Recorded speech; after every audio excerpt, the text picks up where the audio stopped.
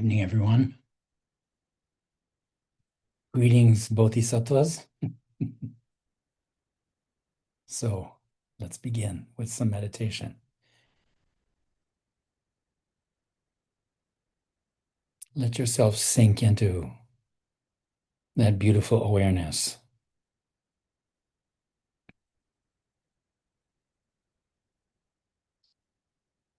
Feel the space your body occupies inside,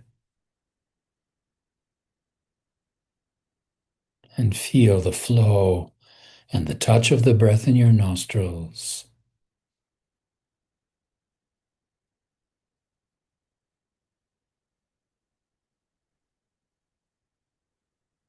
The wave of breath and prana in endless conversation with the ocean of prana around you. The feeling of being alive.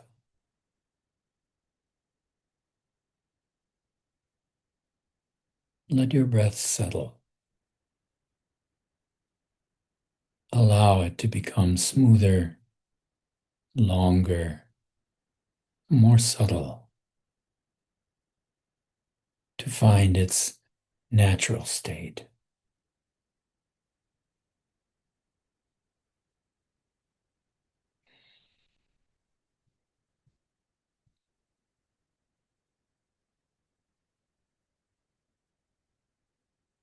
And as you enter this sacred inner space,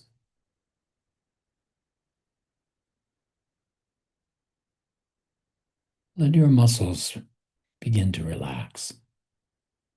Notice how it's already happening.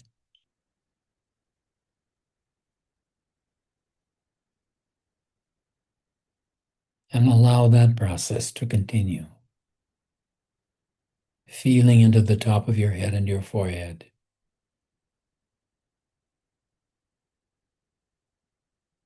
Feeling inside any tightness you find until the muscles just let go. And then around your eyes and eyebrows, your cheeks and the corners of your mouth.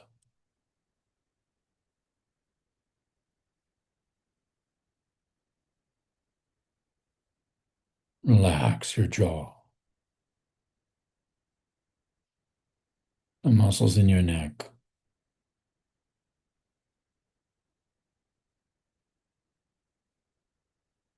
From your throat center, feel out along your shoulders toward your fingertips, along your upper arms, along your forearms, into your hands, your fingers, and your fingertips. And let your breath flow free, deep.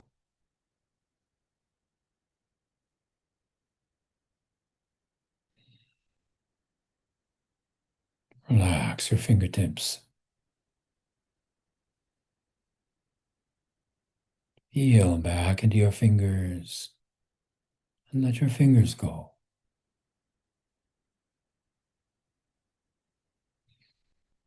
Back into your hands and let your hands go.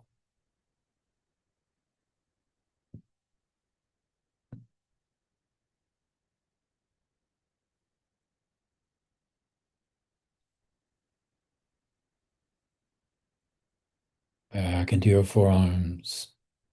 Release your forearms.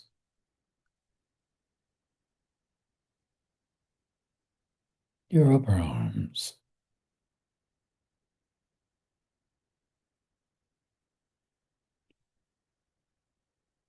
And your shoulders.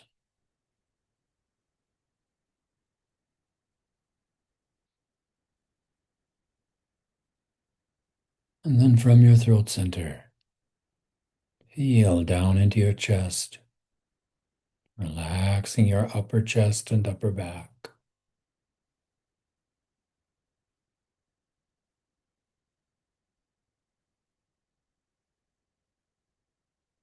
Feel the muscles in between your ribs.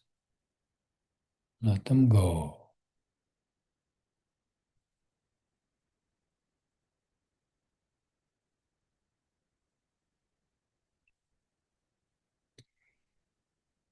Relax into the center of your chest.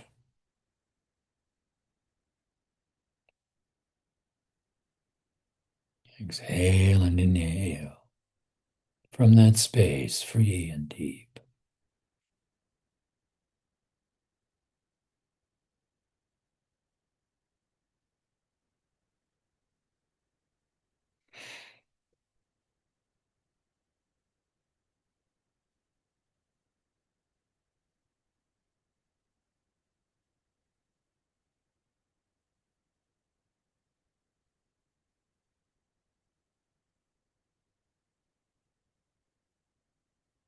Joy, that sensation of being alive,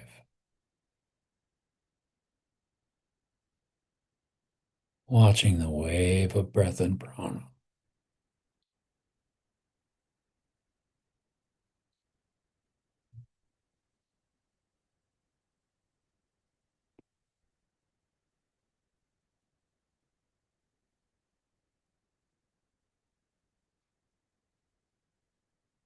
Relax the center of your chest and feel down into your abdomen.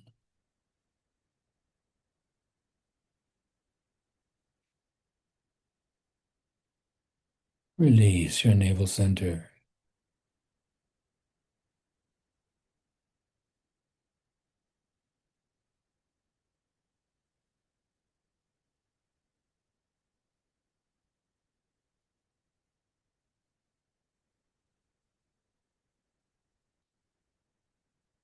Feel down into your hip joints.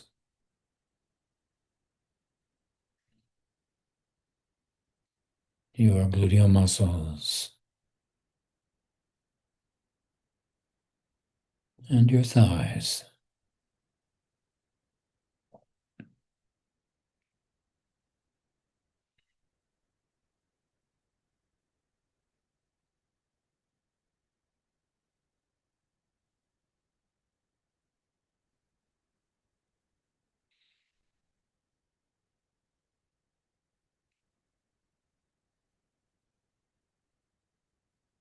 Relax your calves and lower legs.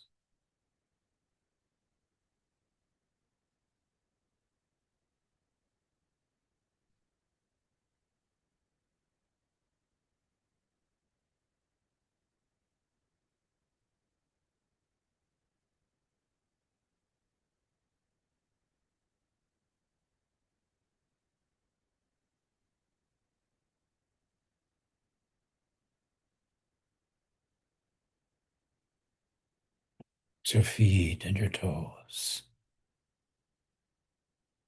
Feel the whole body breathe. Whole body at peace.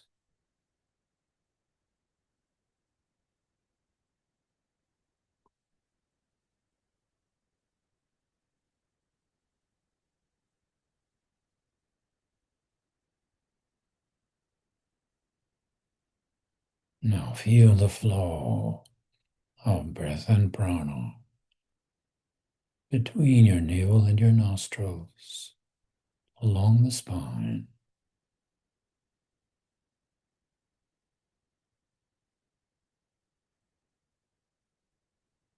And in that gentle flow, let your mantra arise, or your favorite divine name, or soham.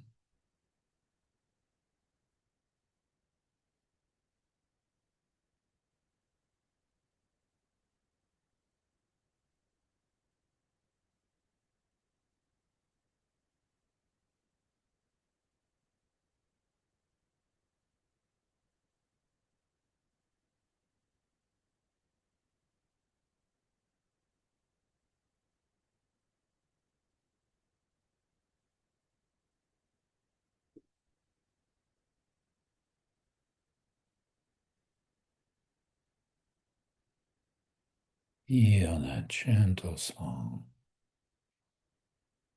Draw your mind more and more still.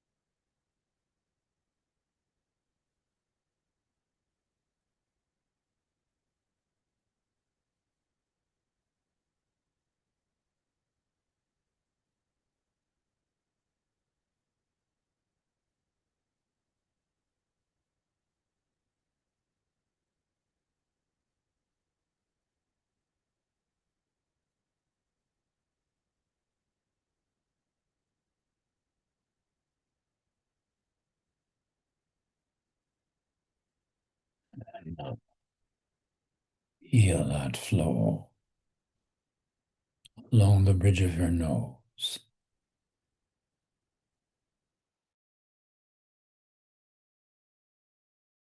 chakra, and nasagra.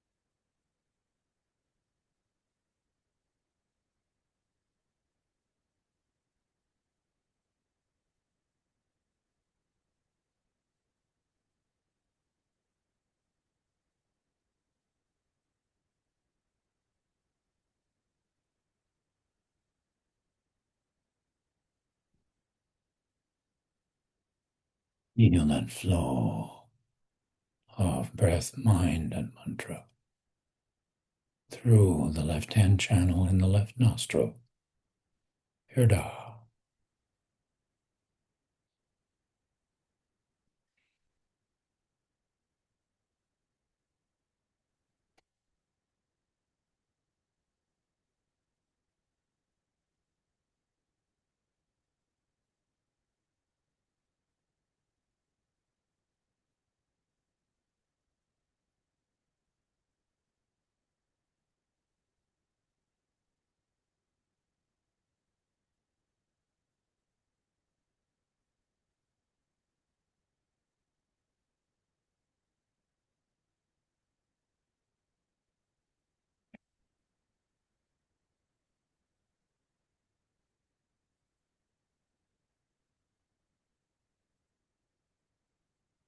Feel that flow through the right hand channel in the right nostril. Pingala.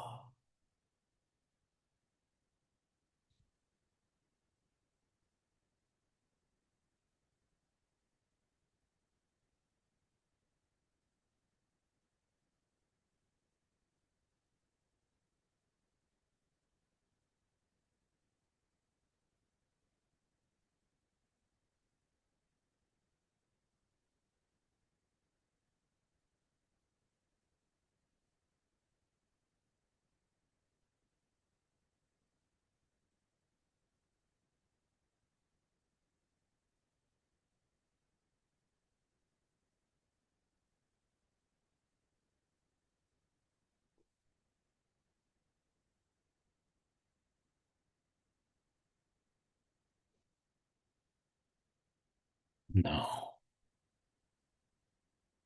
heave left and right, and sink into the space between.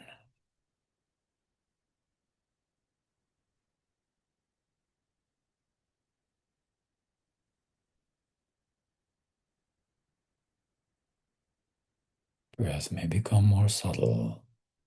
Let it go. Just follow the presence of the mantra in whatever way.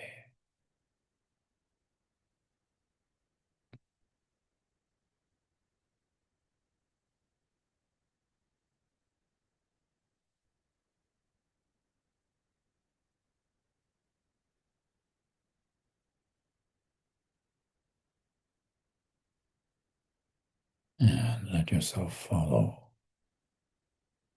where the Shakti invites.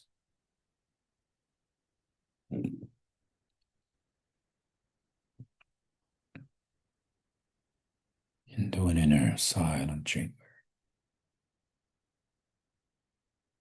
or a chakra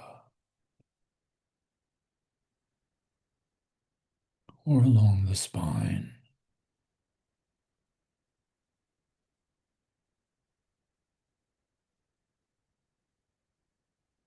Whatever is right for you. Let the mantra lead.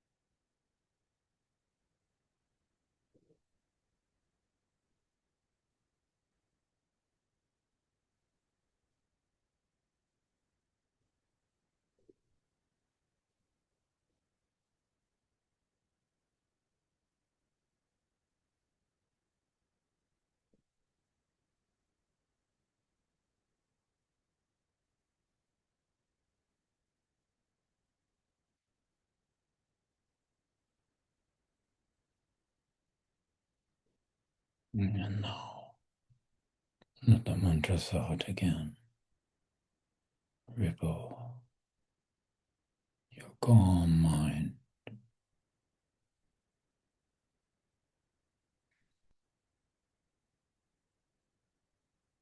and let it merge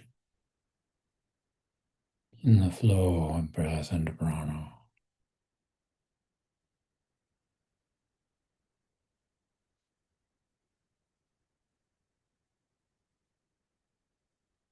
So that your whole mind is full of that sound.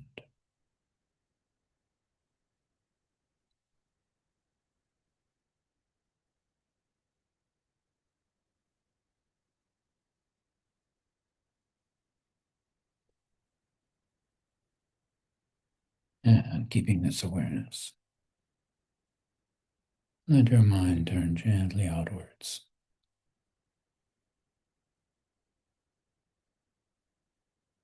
Let your palms come to your face and your eyes gently open.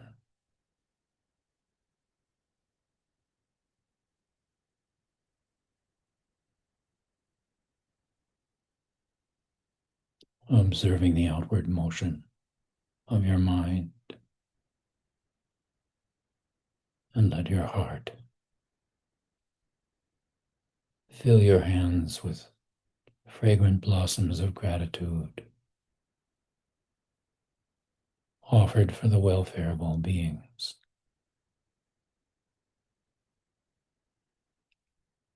And with gratitude to the Guru, linking us heart to heart over all these distances and coming to us at each moment with every breath.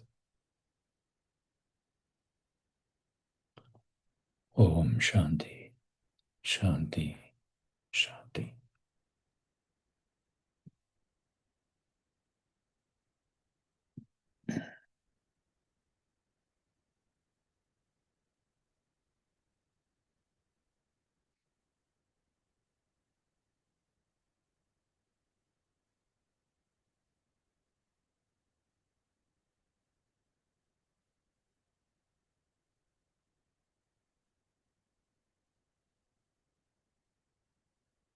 Good evening, everyone. Well, the Bodhisattvas are there.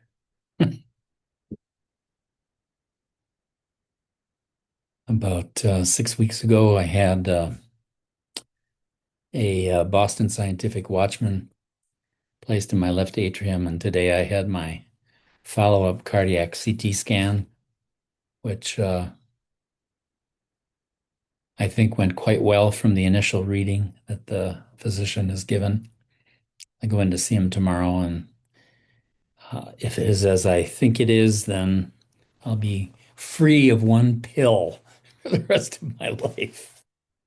Won't have to take my anticoagulants anymore, so it'll be a happy day. Yes. We have gotten to the end of chapter 3, and we come to chapter 4.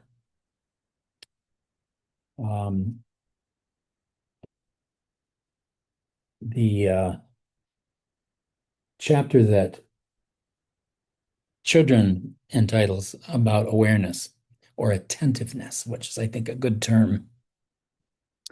And there are a couple of things connected with this. One of them that we'll talk about as we go through these verses today is the relationship between the subject matter of dealing with our attentiveness and our emotions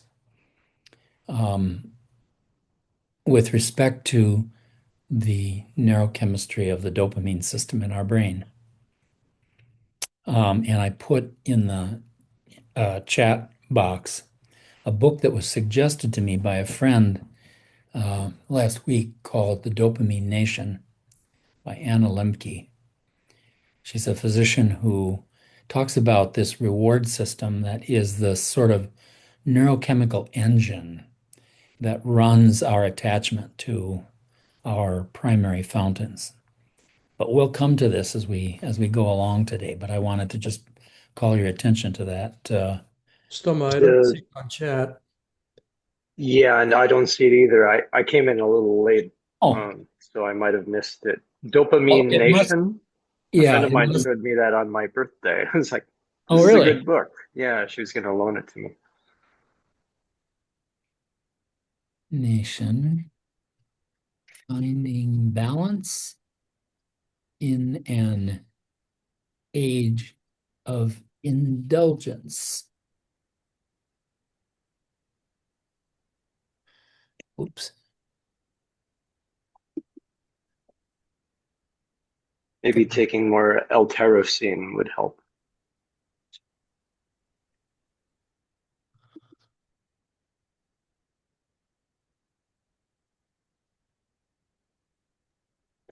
Makes coffee work better. Green tea. There, I put it up there again. Apparently, if I put it up before the class starts, it doesn't show. Um, It shows for those of us who are here when you put it in. yeah, right, right. Okay, so here we are. Um, there really are two things that are being discussed in this chapter. One of them is the importance of attentiveness, of awareness, of what we have been calling mindful awareness, and the way that that works in a sort of dialogic relationship with what is referred to by children in the chapter as kleshas. Now we know what kleshas are, of course, from our studies of the Yoga Sutras. Chapter 2, listed out in the second sutra of the second chapter, avidya, asmita, raga, dvesha, apinivesha.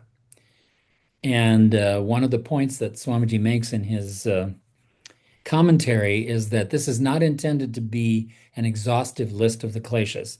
There are many more. A klesha is just a vritti, an operation of the mind, which is painful, which is afflicted. And by afflicted, Patanjali means it is either pleasant or painful. Pleasant vrittis are not unafflicted. Why? Because we have a fear of losing them. And that is a pain that's hidden in the core of every pleasure.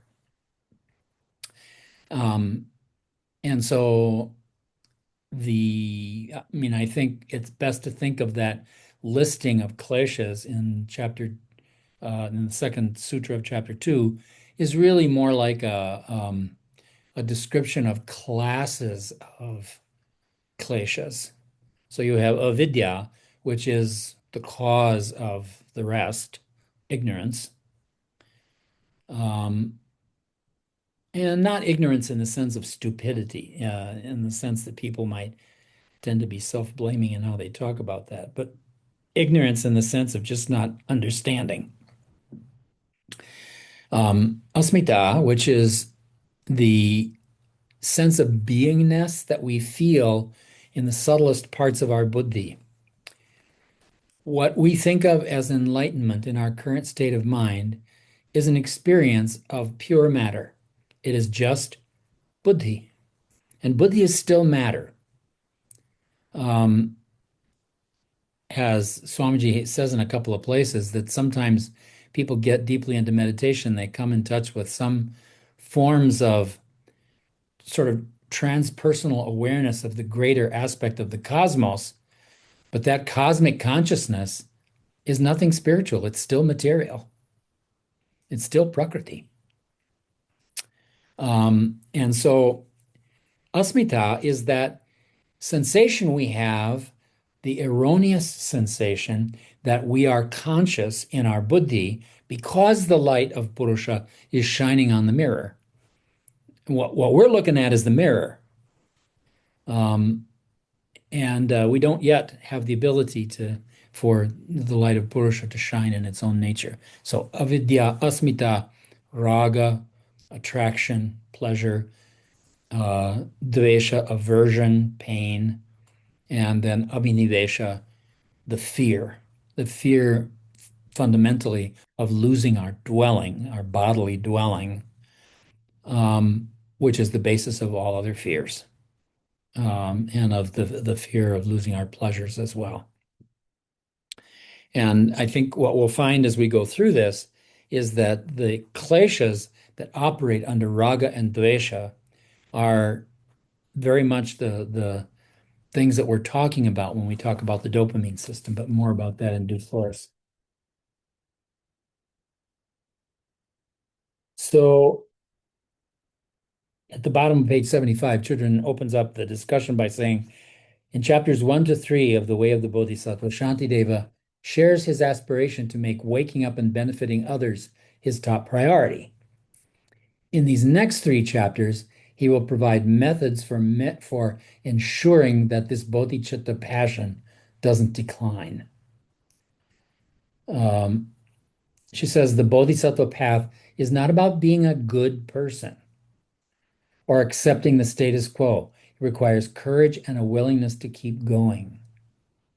This aspirational bodhicitta that he talks about throughout the first 3 chapters of the book is something that begins to fuel our continual desire to learn and to grow and to expand our awareness.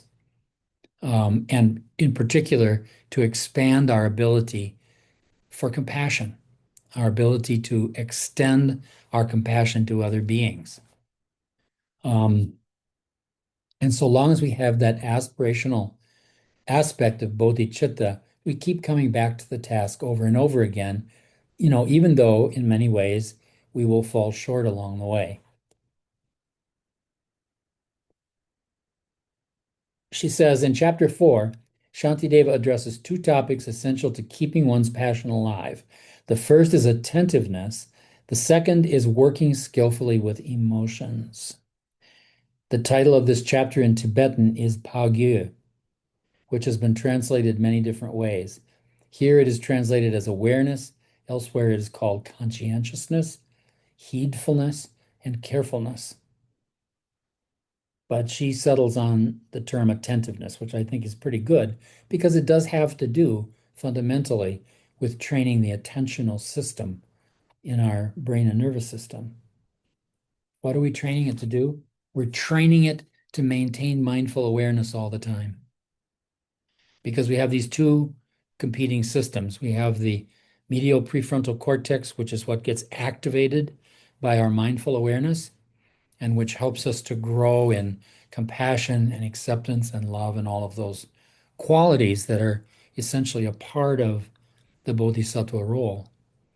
Then we have the default mode network, which I often refer to as your brain on autopilot, the reservoir in a number of structures along the center of the cortex that is basically our habitual sense of self.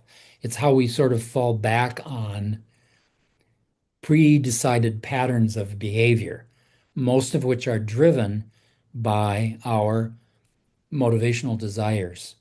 In other words, the 4 primary fountains: food, sleep, sex, self-preservation.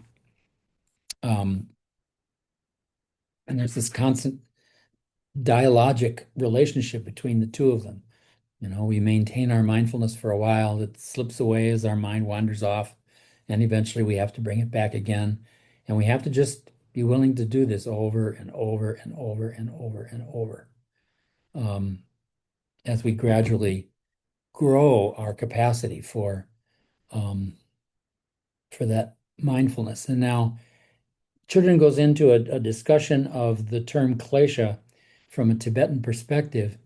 And I think actually the yogic understanding is a little more specific and a little clearer. So I'm just going to leave off.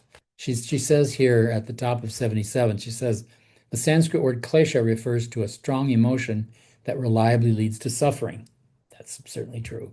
It's sometimes translated as neurosis, which is also a good translation of it, I think. And in this text, as afflictions, same term Swami Veda uses, and defiled emotions. It's the klishta vrittis, the afflicted vrittis of the mind, the afflicted operations of the mind, the painful ones.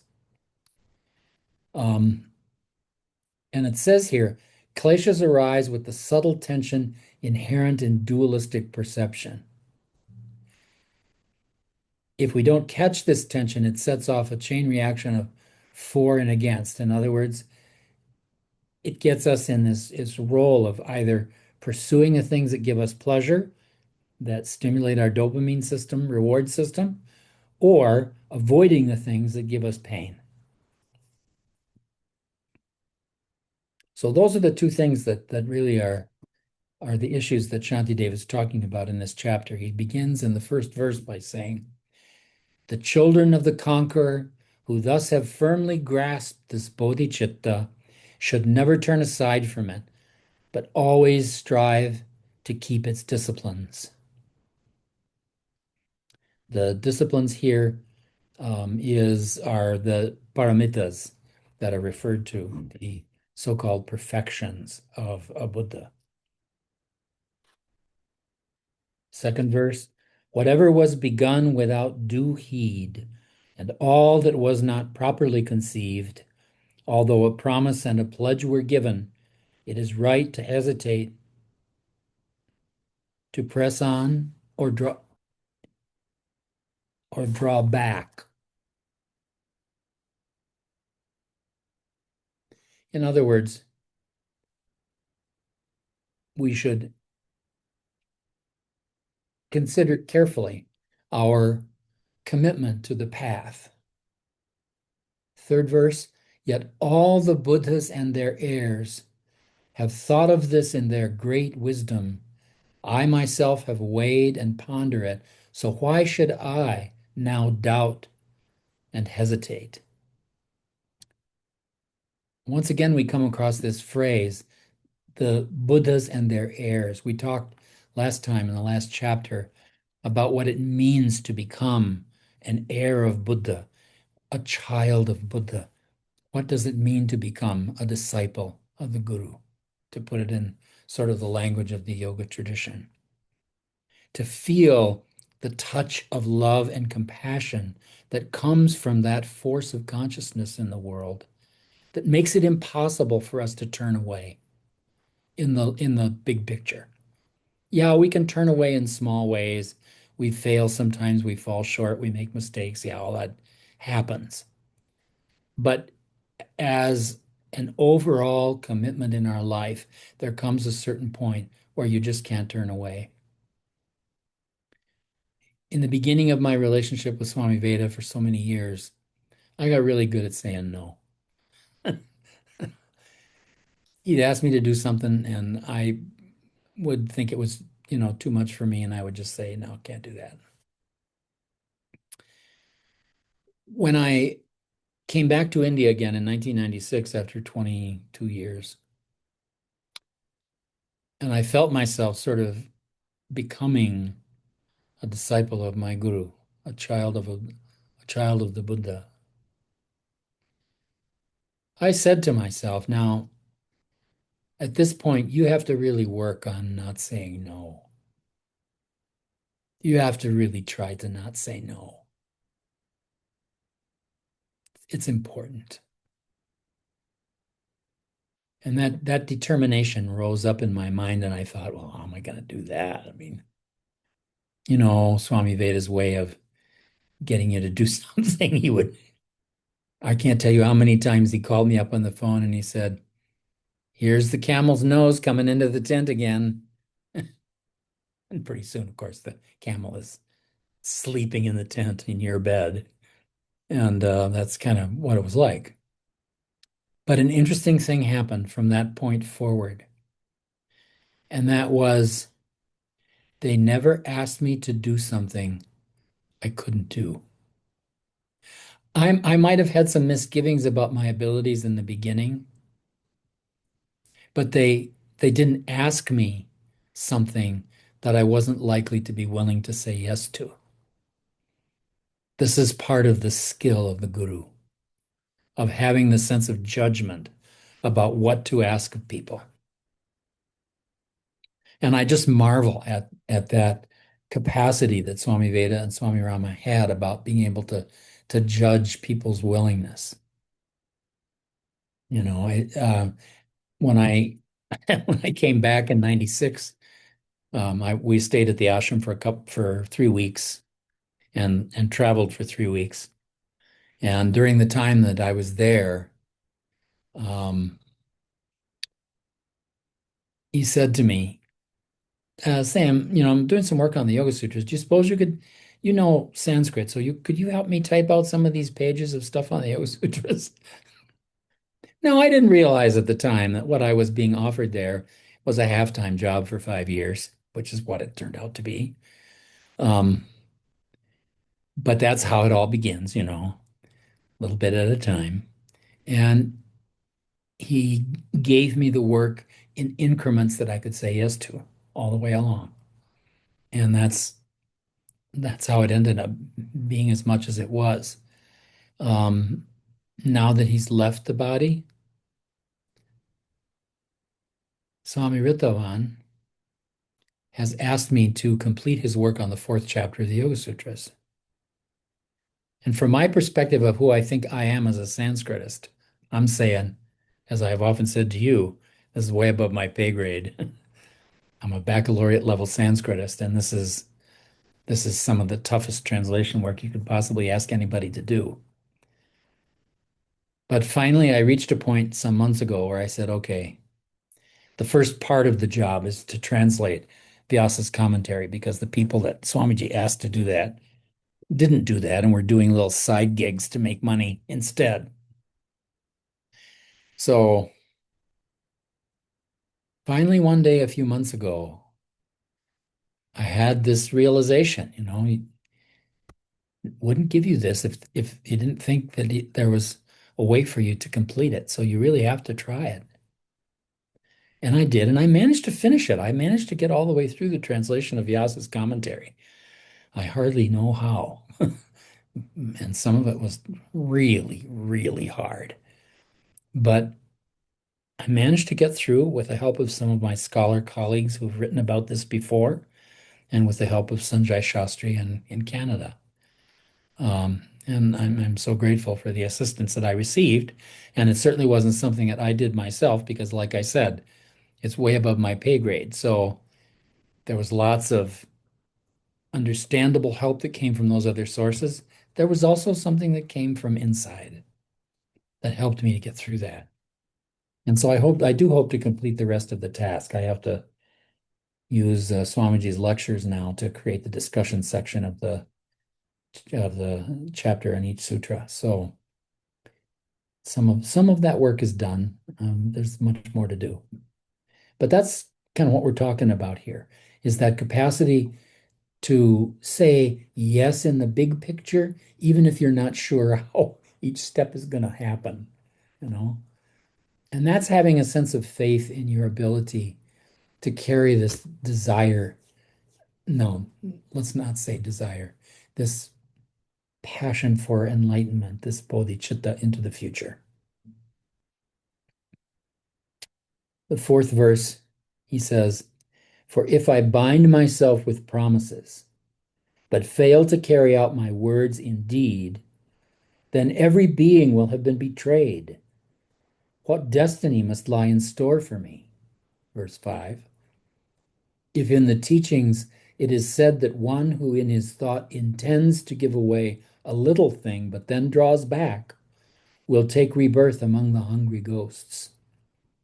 6. How can I expect a happy destiny if from my heart I summon wandering beings to the highest bliss, but then deceive and let them down?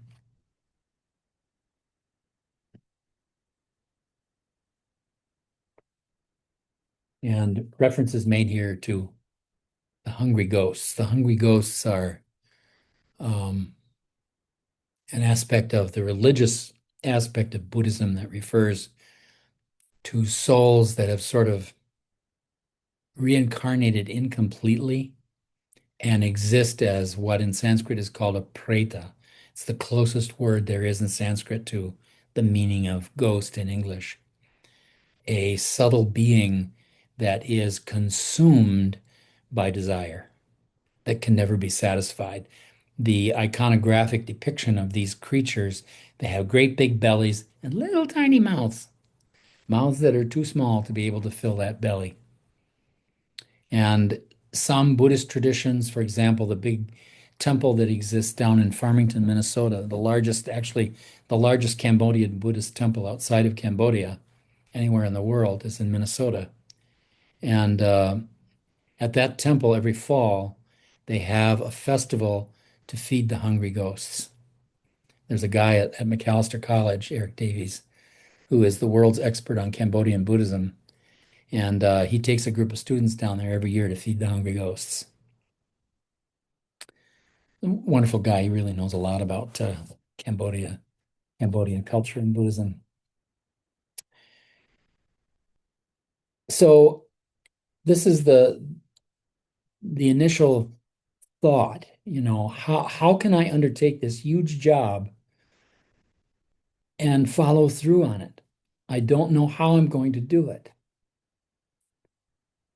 But the answer from the guru is, don't worry about that.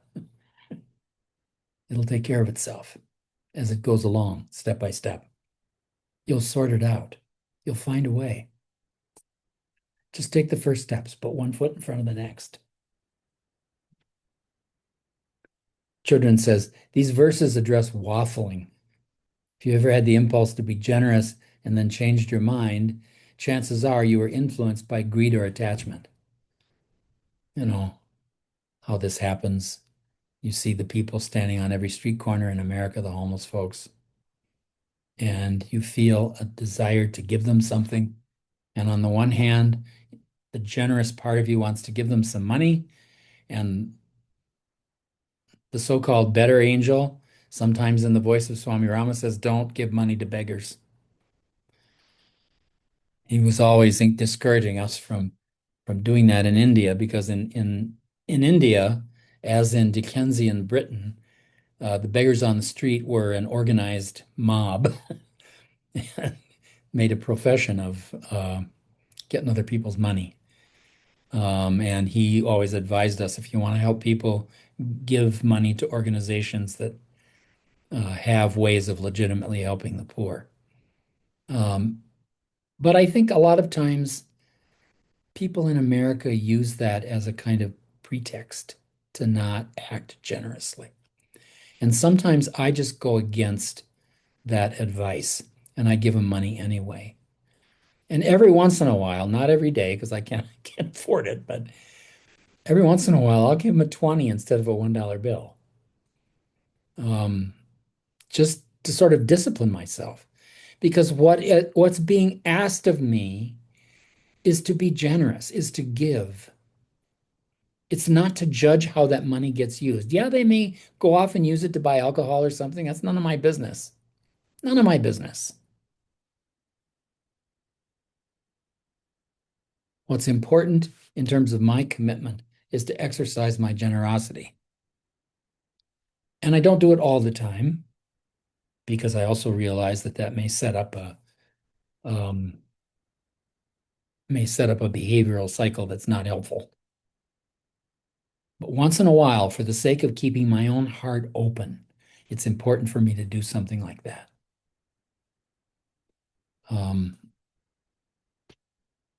To come back to the big picture of what am I here for? What am I trying to do in this life?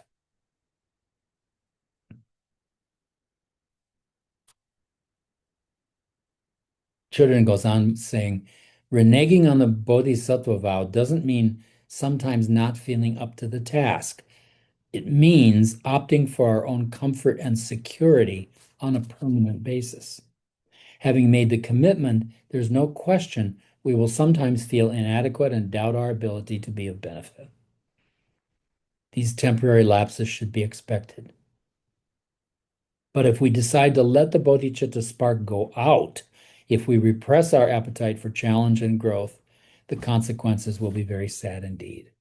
If we just fall back into our pursuit of pleasure and our avoidance of pain, into a life of comfort, and the other thing that often interferes here is a sense of security. And this is something that I think in some way we all feel as we get older. We get more interested in thinking about our safety and security and comfort. And that can also be a subtle trap. So it's okay to be comfortable, but don't let it extinguish your desire to share your compassion with the world.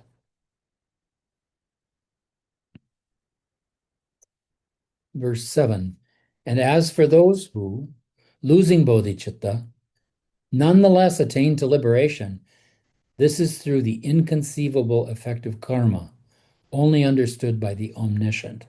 And according to Chudran, this is a direct reference to Buddha's disciple Shariputra. She explains, according to legend, in a previous life, Shariputra met a starving ogre who begged Shariputra to cut off his own arm. This, the ogre said, was the only food that would satisfy his hunger. Without any hesitation, Shariputra severed his right arm and offered it. The ogre was quite unhappy and complained, I don't want your right arm, I want your left arm. Apparently, this was the last straw for Shariputra. He became so discouraged with the unreasonableness of sentient beings, he gave up on his bodhisattva vow.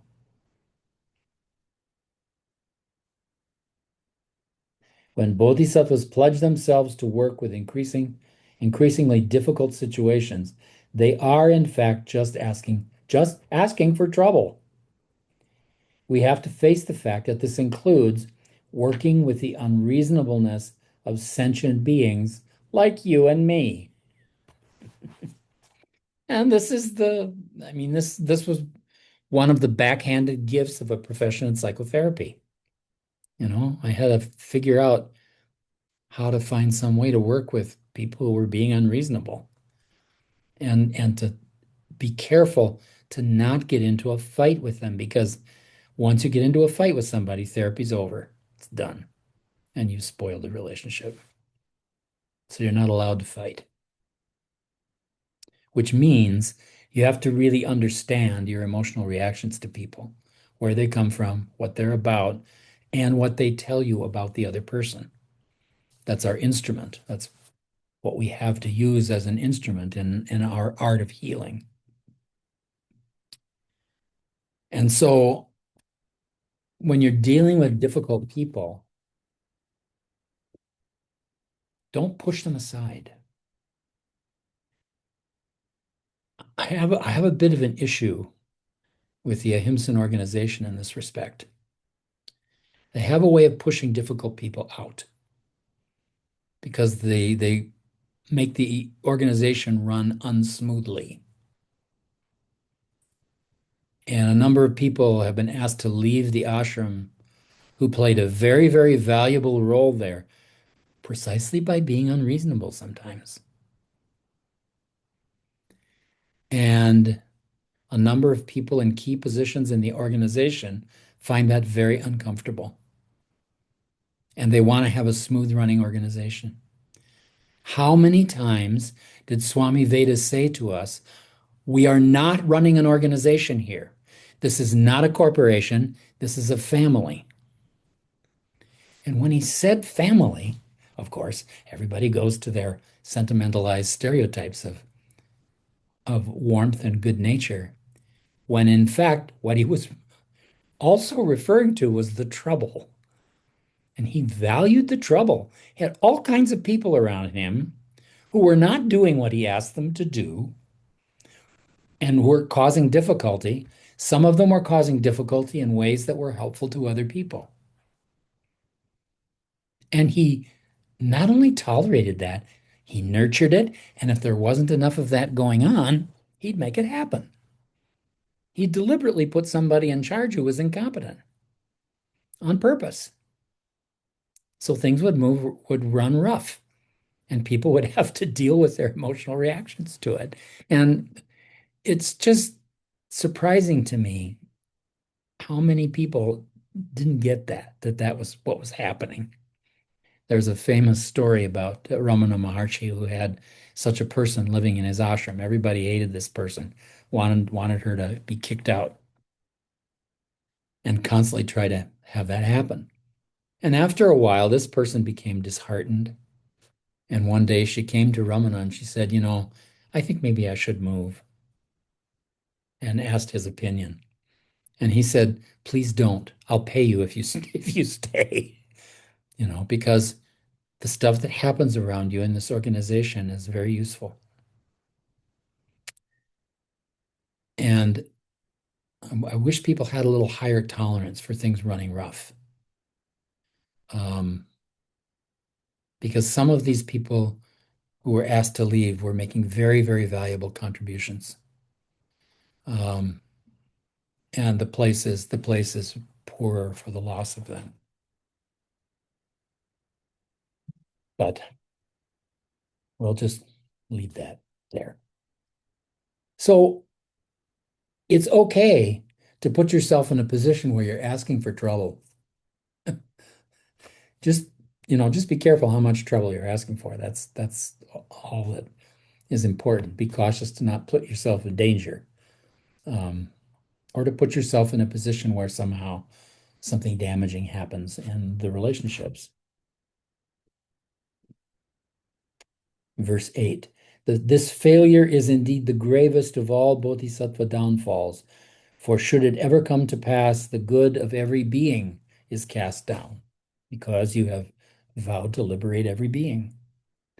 And anyone who for a single instant halts the merit of a bodhisattva will wander endlessly in states of misery, because the welfare of all beings is brought low. Destroy, verse 10, destroy a single being's joy, and you will work the ruin of yourself. But if the happiness of all is brought to nothing, what need is there to speak of this? This isn't just a matter of describing what a disaster it would be to go back on your bodhisattva vow. When he talks here about wandering endlessly in states of misery, you may remember from the last chapter, Chudran talked about this idea that there were 3 lower levels of life in hell worlds and 3 levels of life in relatively blissful worlds. And that the goal was to try to lift beings higher and higher in that hierarchy of worlds in which they might live. That has to do with how lost are people in the pursuit of pleasure and pain. This wandering in states of misery is wandering after the satisfaction of desires and the avoidance of pain. It's really what he's talking about here. And so, in order to be helpful to other people in motivating them to rise up into higher levels of life, you have to do the same for yourself. You have to, as Swamiji was often fond of saying, you have to reach down in the mud. You have to put your hand in the mud to help yourself stand up. And so this isn't entirely just a sort of a statement of what a disaster it would be for someone to go back on a bodhisattva pledge. It's also an acknowledgement that in the process of asking for good trouble, this is a great place for that wonderful phrase of the congressman, John, oh no, I'm not remembering his last name, who was part of the civil rights movement in America. Lewis. John Lewis, yeah. Yeah. Right. He always said to people, look for good trouble. Look for a way to make a difference where you can put your energy into something that's going to improve the lives of other people. And that's also what's being talked about here. Don't get lost in seeking comfort and security. Some degree of comfort and security is important. We have to rest. We have to be able to rest and refresh ourselves in order to fight another day, But you can also get lost in that sense of rest and comfort and security. And that's the problem. Verse 11, and one who wanders in samsara, basically what we're talking about here, who time and time again embraces bodhicitta, only to destroy it through his faults, will long be barred from bodhisattva grounds. It just means that the more you, the deeper you go in that process of getting lost in the primary fountains, the longer it takes you to really kind of get your bodhicitta motivated, get your bodhicitta mojo working.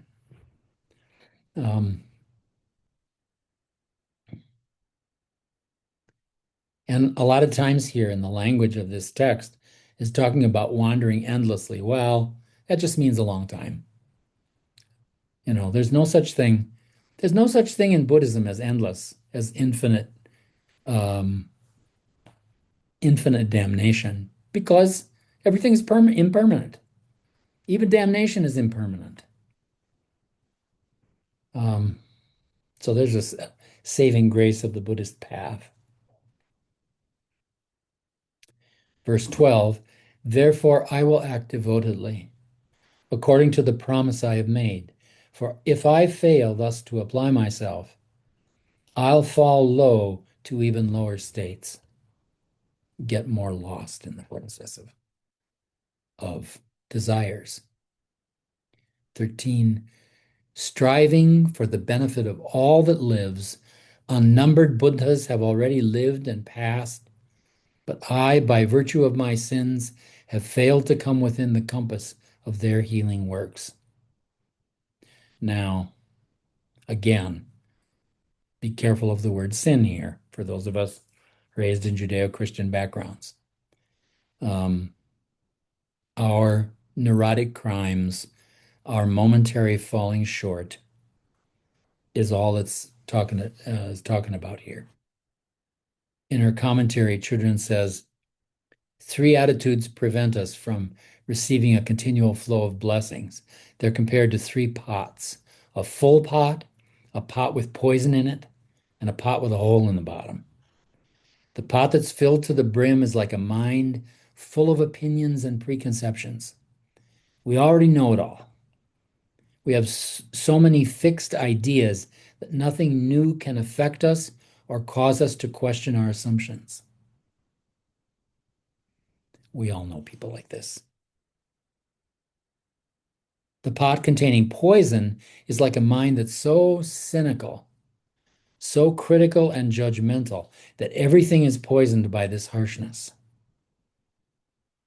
It allows for no openness, no willingness to explore the teachings or anything else that challenges our righteous stance.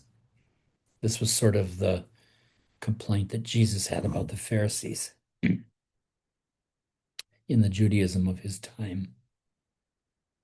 The pot with a hole is like a distracted mind. Our body is present, but we're lost in thought. We're so busy thinking about our dream vacation or what's for dinner that we're completely deaf to what's being said. In other words, we're out of the flow of the present moment. And I think we all remember that story that Swami Rama used to tell all the time about his guru saying, let me teach you about meditation, bring me a pot, and brings him a pot with a hole in it. And they pours the water in and the water goes on the floor. And Swamiji says, the water is going all over my feet. And the Gurudev says, yeah, there's a hole in your pot. Fix the hole.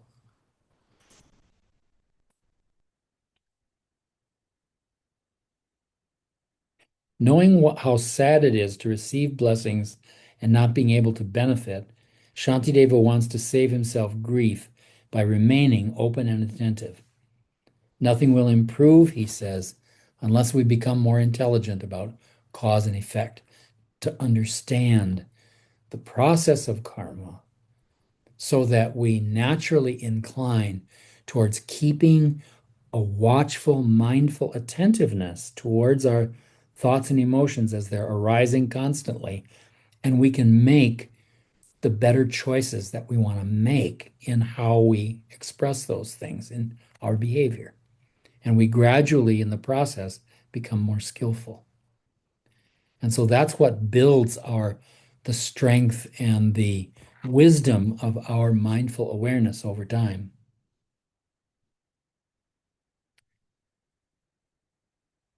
Verse 14, and this will always be my lot if I continue to behave like this, and I will suffer pains and bondage, wounds and laceration in the lower realms.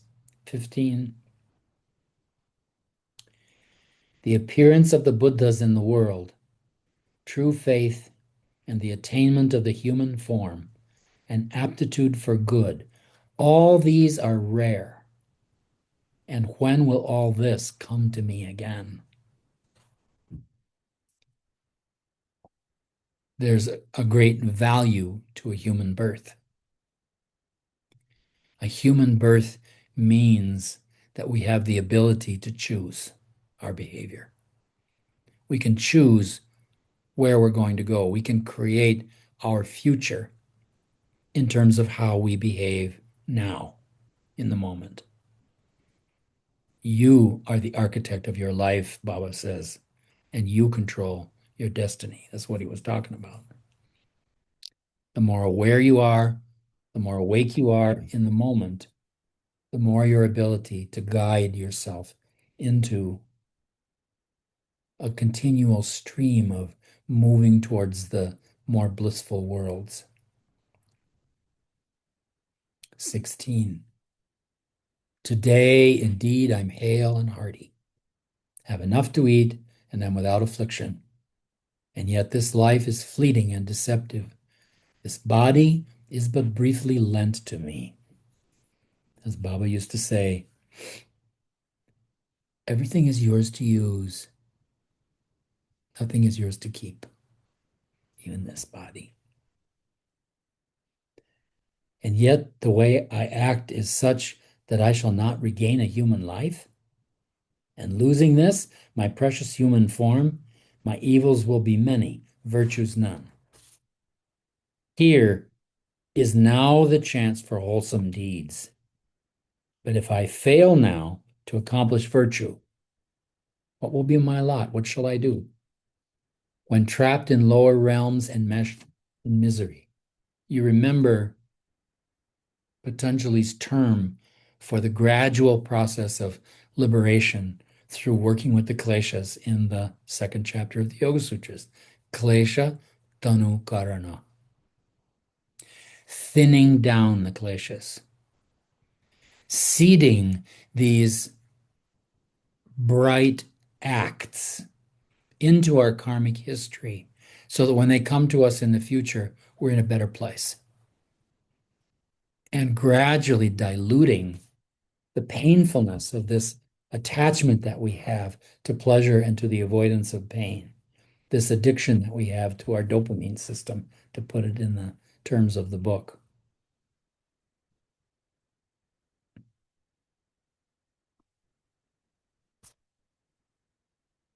"19. Never there performing any virtue, only ever perpetuating evil or perpetrating evil. Thus, for 100 million eons, happy states will never come to me."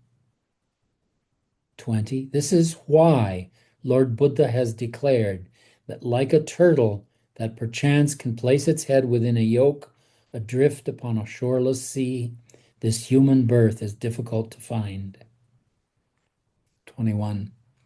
If evil acts of but a single instant lead to deepest hell for many ages, the evils I have done from time without beginning, no need to say they will keep me from the states of bliss.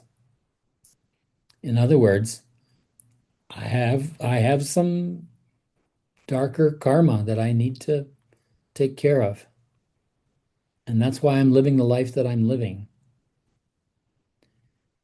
Again, it's very easy for someone from a Judeo-Christian background to read these references to hell and evil and whatnot as being sort of absolute and moralistic in tone. Don't do that.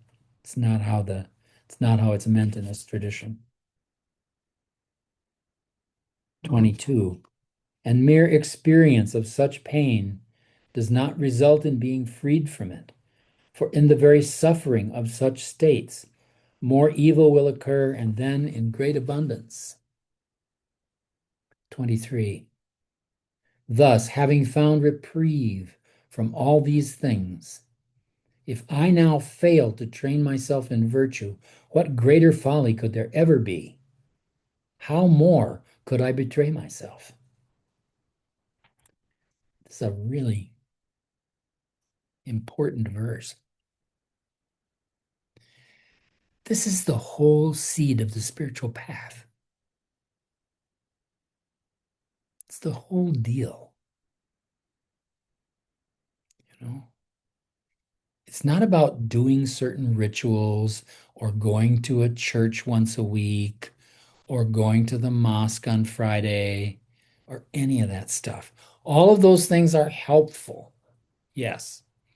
All of those things can help you create a mind that sows the seeds of virtue that help you to gather those brighter sanskaras. But where the rubber meets the road is what's happening right under your nose. You know, the path to enlightenment is right here. This is one reason why all these spiritual texts, including this one, which we'll get to in a little bit, use all these metaphors of war all the time. You know, they're all over Christianity, they're all over Hinduism. What's the opening verse of the Bhagavad Gita?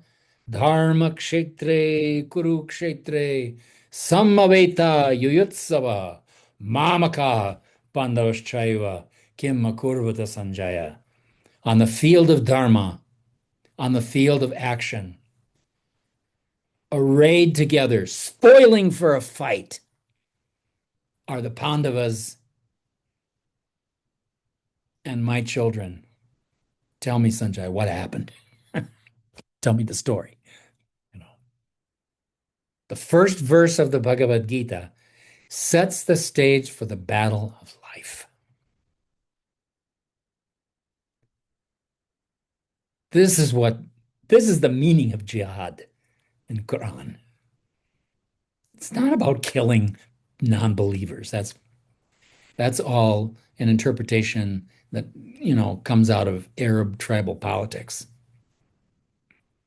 The real jihad is the daily battle of keeping your mind in a mindful place, of living a life awake, of watching thoughts and feelings emerge out of your mind, and then making successively better choices about how you act on those.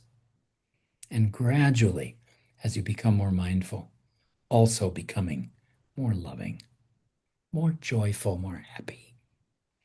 All of that comes with the growth of mindfulness. This part is the real nut of the spiritual path, is how you manage the day-to-day battle of life. It looks interesting. The etymology of war. It would be basically, I mean, a peaceful warrior then would be directly facing the ignorance. Yes. It says to confuse or mix up, to bring into confusion, war, the essence of it. David has done his usual exegesis here. Yeah, good. 24, or let's see, 23, I think. Thus, having found reprieve from all these things, if I now fail to train myself in virtue, what greater folly could there ever be? How could I? How more could I betray myself? And though all this I understand, but later waste my time in foolish idleness, then when my time to die comes round, my sorrows will be black indeed. And when my body burns so long, in fires of hell so unendurable, my mind likewise will also be tormented, burned in flames of infinite regret. Now, again, we're in country that's very easy to sort of take in a way too moralistic way from the perspective of the West. This is about the process that you go through in the bardo of living through an experience of the sanskaras that you carry with you from this life to the next life. To the extent that those are painful, that's your hell. To the extent that those are pleasant, that's your heaven. So the goal of spirituality is not to get to heaven. That it's kind of funny because as a lot of English poets have looked at the notions of heaven and hell, they all kind of concluded, boy, heaven sounds kind of boring. Doesn't sound like much very interesting place at all. And in the case of both Milton and Byron, they were both captivated by the figure of Satan. And Byron in particular paints an incredible portrait of the colorful character Satan. In fact, at one point, he actually wrote a play about this, Byron did. And when it came time when I was still aspiring to be a theater artist, I took a class in makeup, and the makeup I chose was the Satan makeup for Byron's play. It was pretty good. I got an A. Went pretty well. So he's just talking about the experience of the personal hell that you experience just in the form of your painful sanskaras as you move from body to body. Some of us will experience some degree of that.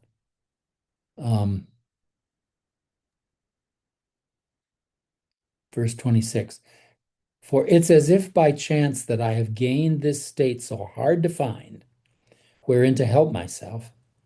And now, when freedom, power of choice is mine, if once again I'm led away to hell, I am as if benumbed by sorcery, my mind reduced to total impotence, with no perception of the madness overwhelming me. Oh, what is it that has me in its grip? Well, you know very well what it is. It's ignorance, it's avidya. Anger, lust, verse 28. These enemies of mine are limbless and devoid of faculties. They have no bravery, no cleverness. How then have they reduced me to such slavery? Well, you live in a life of a body, and a body needs those things. It needs some food, it needs some sleep, it needs some sex, in order to stay healthy. They're a necessary part of the processes of rest and recreation that allow us to do this other work of fulfilling our vow. The question is, how is the balance that you keep with that system? And then, how do you practice mindfulness in such a way that you gradually over time reduce those appetites naturally and not artificially? 29. I it is who welcome them within my heart, allowing them to harm me at their pleasure. I who suffer all without resentment, thus my abject patience all displaced. So here she's continuing to talk about dealing with kleshas. She says here on page 91 in the middle, when we realize that we like our kleshas, we begin to understand why they have such power over us. Hatred, for example, can make us feel strong and in charge. Rage makes us feel even more powerful and invulnerable. How many people have you known that grieved by being rageful because it helped them feel some power? The hardest thing for human beings is to let ourselves experience the vulnerability, for example, that comes with pure grieving. We avoid it like the plague. And sometimes we avoid it by anger and rage. I'm having a problem with someone about this very thing at the moment. And this person gets so rewarded, her dopamine system is so stimulated by her hatred. And it's always about somebody else outside. It's never about looking into the mirror and seeing where That problem is in their own heart.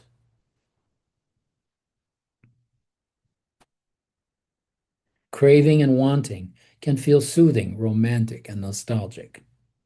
We weep over lost ones or unfulfilled dreams. How many people have you known who get stuck in their grief and all they can do is cry about what they've lost? And it's like they never come back to an ability to understand what remains there. And especially with the loss of a relationship with a person, to understand how that person lives on in them. This week, I heard a wonderful podcast. Anderson Cooper, who is a commentator for CNN, has a wonderful podcast called All There Is, which he put together in an effort to deal with his own grieving about the loss of, I think it was his father. And so he interviews various people about their experiences of loss and grief. And Anderson Cooper is just a wonderful interviewer because he's a very humble guy. He's not a know-it-all. And he really asks good questions. I think he's a very sincere person. And he's interviewing the hilarious lesbian comic Tig Notaro. Tig Notaro is just a firecracker of a person. And Tig is talking about the death of her very, very dear friend, a poet who died of ovarian cancer. The poet's name was Andrea Gibson. And she wrote this. Andrea Gibson, as she was preparing to leave the body, wrote this incredible poem to her partner called Love Letter from the Afterlife. And I encourage you all to look it up on the internet. It is such a beautiful piece. It's kind of a long prose poem. But she talks in there about how the people that we've loved and lost live inside us. And it's about her talking about how she didn't really understand about how when she left the body, she thought that light was going to take her somewhere else, when in fact, it brought her more here. She says, I walk pressing on the walls of your heart. If you ask me how high is heaven, I will say, how tall are you? Beautiful, beautiful poem about how people live on. And it's so hard sometimes for people to get to the place where they can feel that kind of presence within them. So Children goes on, it's painfully and deliciously bittersweet. In other words, there's a dopamine reward for this. It feels like the only way we can go back to make contact with that person. And if we give up our tears, like we've given up the relationship with that person, which is not true. But it takes some people a really long time to learn that. Ignorance is oddly comforting, she says. We don't have to do anything. We just lay back and don't relate to what's happening around us. Each of us has our own personal way of welcoming and encouraging the kleshas. Being attentive to this is the first and crucial step. We can't be naive. If we like our kleshas, we will never be motivated to interrupt their seductiveness. We'll always be too complacent and accommodating. She says, a good analogy for the kleshas is a drug pusher. When we want drugs, the pusher is our friend. We welcome him because our addiction is so strong. But when we want to get clean, we associate the pusher with misery, and he becomes something to avoid. It's a nice way to frame the addiction to pleasure and painfulness. So this intelligence that we get from mindful awareness helps to keep us able to eventually see that seductiveness of our kleshas. to see the ways that we get drawn into those old emotional habits. And it has to happen kind of over and over again and be witnessed over and over again. And eventually one day you find a different way. There's another great little poem that I used to use with people in my practice who were recovering, especially if they were recovering from abuse. And I don't remember the title of it. The author was a woman named Portia Nelson. And she wrote this little poem about one day I was walking down the street and there was a big hole and I fell in. The next day I was walking down the street and I saw that big hole there, but I fell in anyway. And she goes through several iterations of this. And then gradually in the final line, she said, one day I took a different street. And that's kind of how it is with our kleshas, you know? It takes a while. It takes a while to understand how they operate in us. Verse 30, if all the gods and demigods besides together came against me as my foes, their mighty strength, all this would not avail to fling me in the fires of the deepest hell. And yet the mighty fiend of my afflictions flings me in an instant headlong down to where the mighty Lord of mountains would be burned, its very ashes all consumed. 32. No other enemy, indeed, has lived so long as my defiled emotions. O my enemy, afflictive passion, endless and beginningless companion. I think it's much better to think of our kleshas as our companions. You know, if we make an enemy of them, eventually we're going to have a hard time making friends with them. I see in the chat box, by the way, that David has put in there a link to the poem Love Letter from the Afterlife. So I encourage you all to take a look at that at some point. It should make you cry. And if you need a good cry, it's a great way to get there.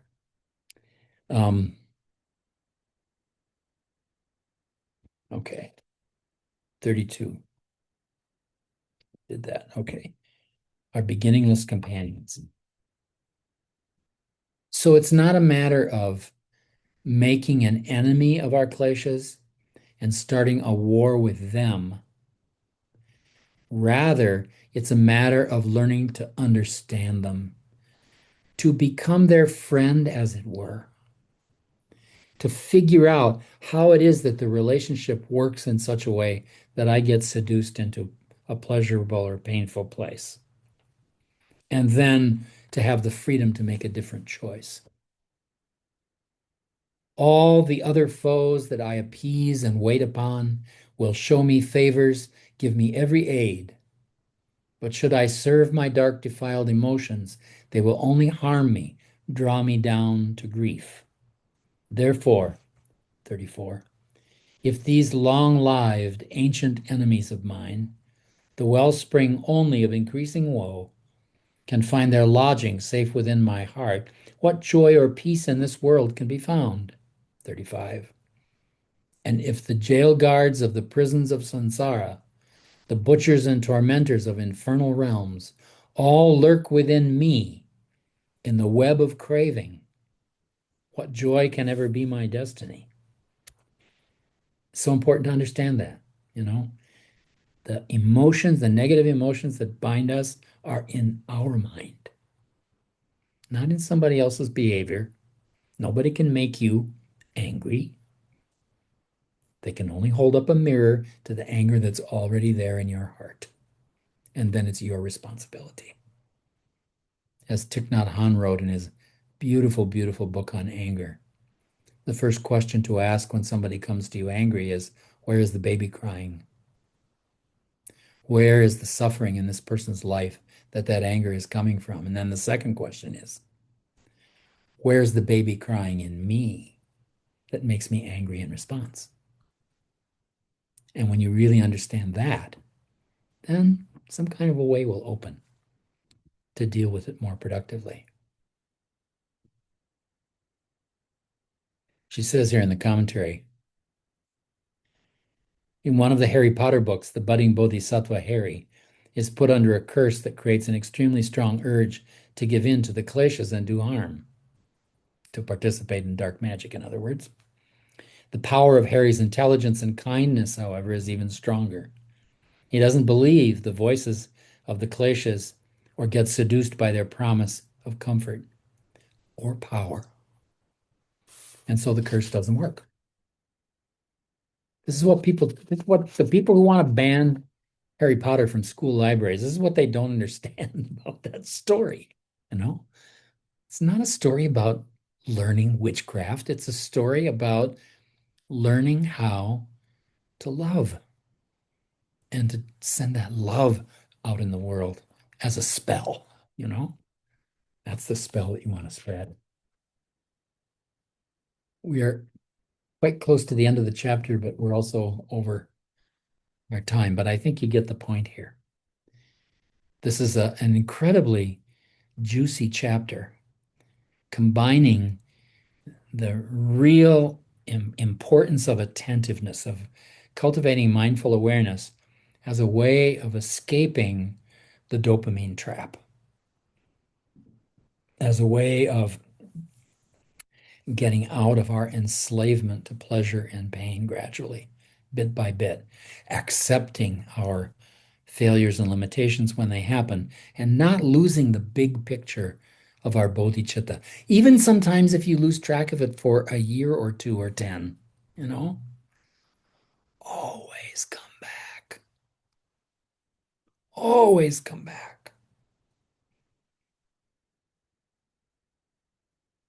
Life may put you in a circumstance where it's hard to be a bodhisattva for a while. But keep that commitment in your heart. Now, one good thing about initiation in a guru lineage is that drop of guru shakti in your mind, sooner or later, it will bring you back. It might just drag you back, possibly. But that's not a bad thing.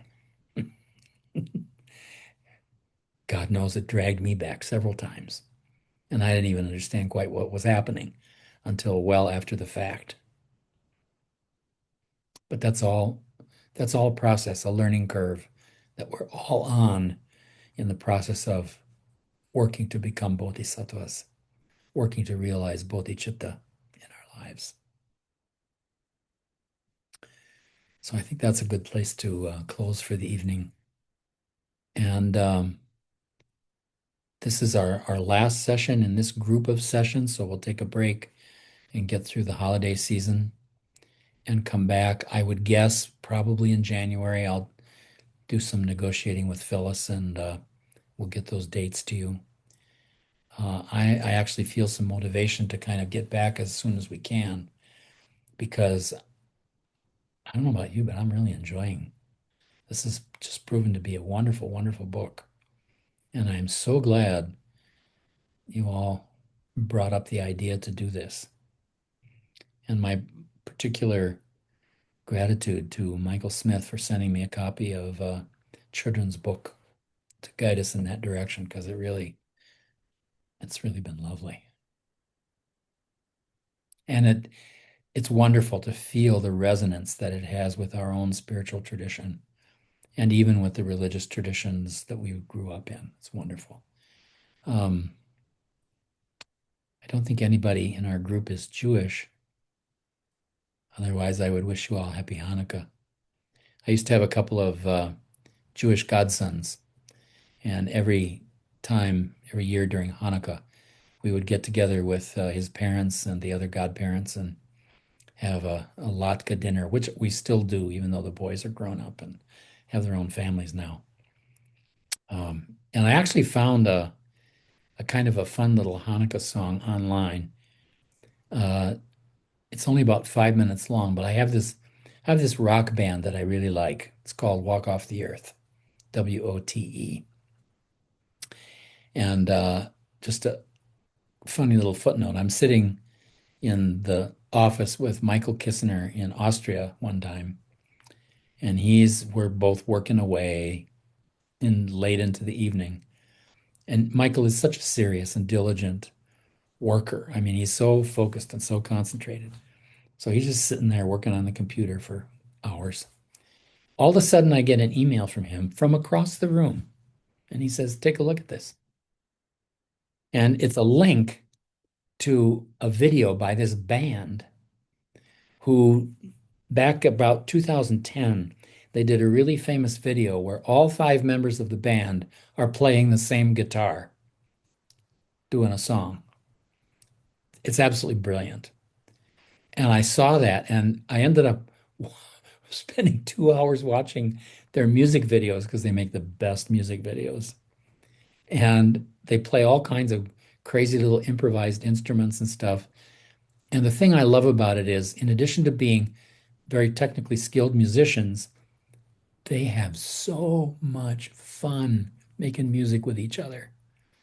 It's not work at all for them. They just are a bunch of kids. And they're really fun to watch. So the band is called Walk Off the Earth, and they have a song called Happy Hanukkah. So take a look at it. I think it'll give you a smile, especially in these kind of grim days with respect to all that's happening in the Jewish world. So take a moment to just return to your center so that you can come away from this gathering in the same centered and mindful place.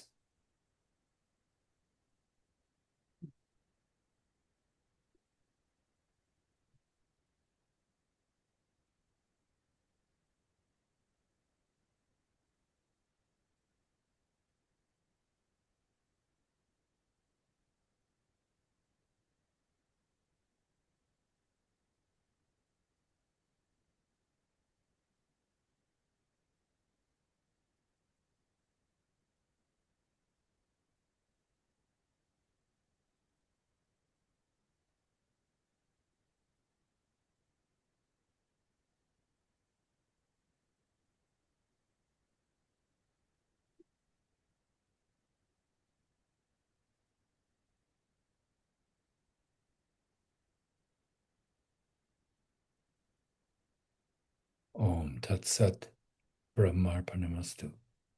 Om Shanti, Shanti, Shanti.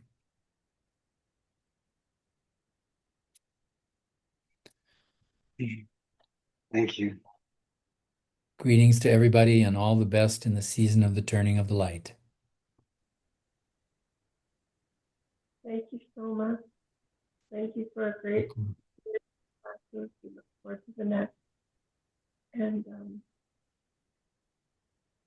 blessings of light to everyone. Good.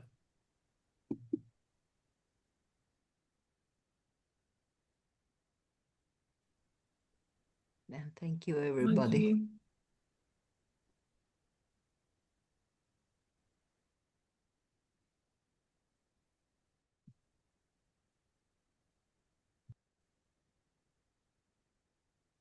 This guy's Nika.